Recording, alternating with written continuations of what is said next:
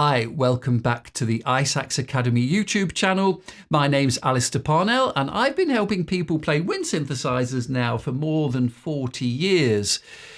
Today I'm sharing the 5 biggest mistakes I see players make and how you can avoid them.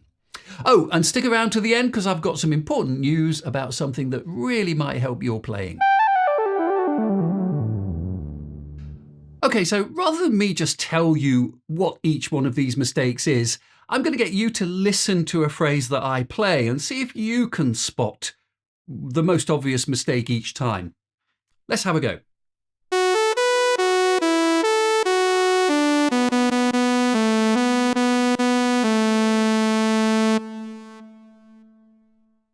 Well, I think there's more than one obvious mistake there, but the most obvious mistake for me, and by far the biggest mistake I see people make on a wind synth, is you're blowing too hard. The clue to this one is definitely in the name of the instrument. It's a wind synthesizer. Unlike a keyboard where you press a note and that's it, on a wind synthesizer, we've got infinite control over the dynamics, not only at the start of a note, but after the note has started and during the whole length of the note.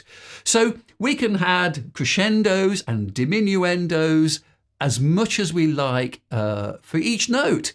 And don't forget, if you're playing just loud all the time, each sound actually sounds differently when we blow at a different volume.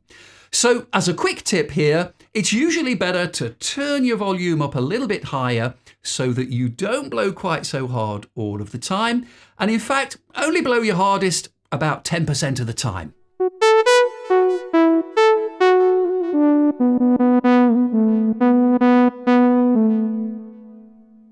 Just like all acoustic instruments, the wind synthesizer has a ton of expressive controls. Now, there's a certain control which I think some people don't take advantage of at all, perhaps because they find it a little tricky to control at first. Let me play that same phrase again for you now, and this time I will use the dynamic control, but I'm going to miss something else out. See if you can notice it.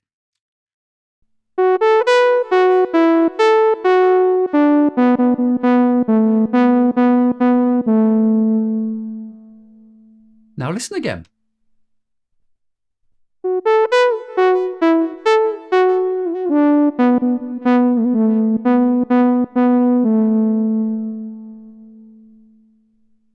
Could you hear it?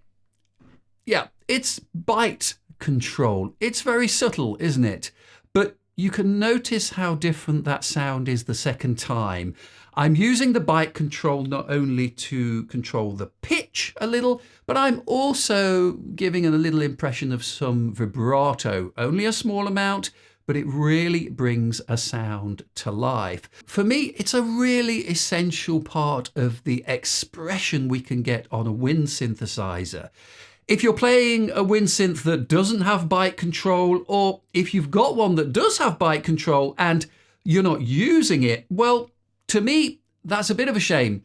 It's like asking a pianist not to use the sustain pedal, or almost like playing with one hand tied behind your back.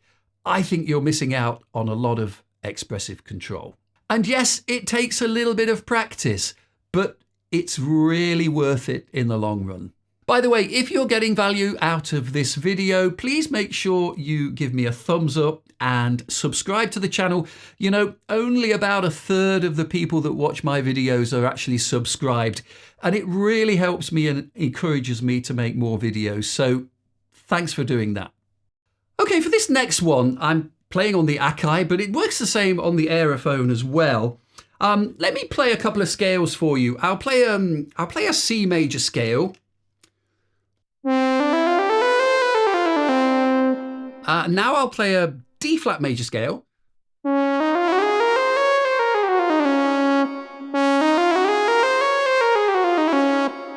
Yikes, that's not great. Let me try that again.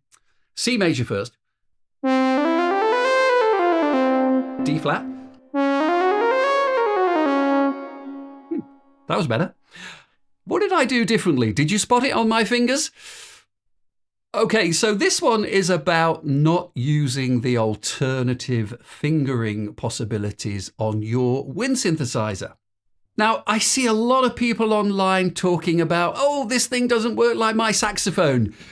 Yep, you're right. It doesn't work like a saxophone. It does things quite differently to a saxophone because it's a digital instrument, not an acoustic instrument. And you know, it's really not the approach in my mind that you should say, okay, well, I want this thing to work just like a saxophone.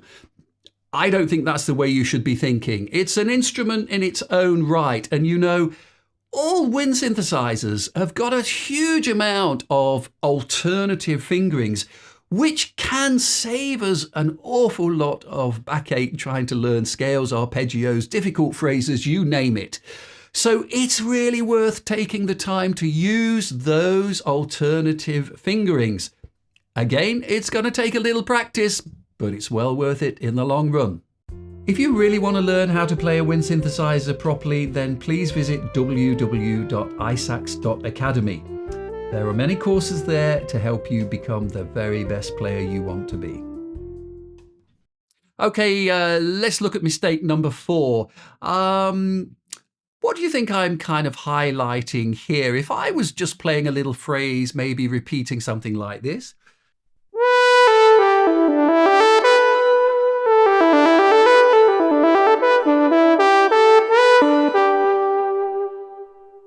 How about if I did something more like this?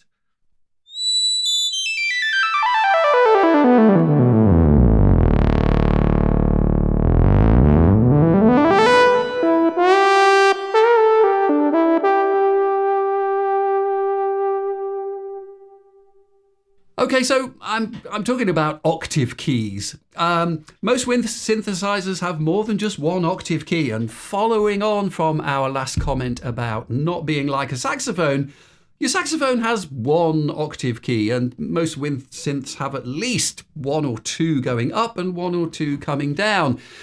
And again, I find an awful lot of players don't really take advantage of the huge range of notes we've got on the wind synthesizer. It's going to take some practice, particularly getting used to the thumb movement on your wind synth. But again, you've got so much more contrast and control over what you play. Different instruments, different sounds will sound different in different registers. So get used to playing the higher octaves and the lower octaves as well, and really take advantage of those octave keys. Now, these mistakes haven't been in any kind of order of priority, but this last one is another biggie for me, and that is simply that very often I see people not willing to dive into the settings and controls that are really going to help you get the most out of your wind synthesizer. So to begin with, things like setting up the bite sensitivity and the breath sensitivity, what your thumb levers can do and the buttons on the back, they all make a tremendous difference to how comfortable you're going to feel on the instrument and ultimately how expressive you can be on the instrument. Don't forget, expression is by far the most important thing we do on a musical instrument. And if you're not aware of the settings, well, you're going to be missing out on some of that expression control.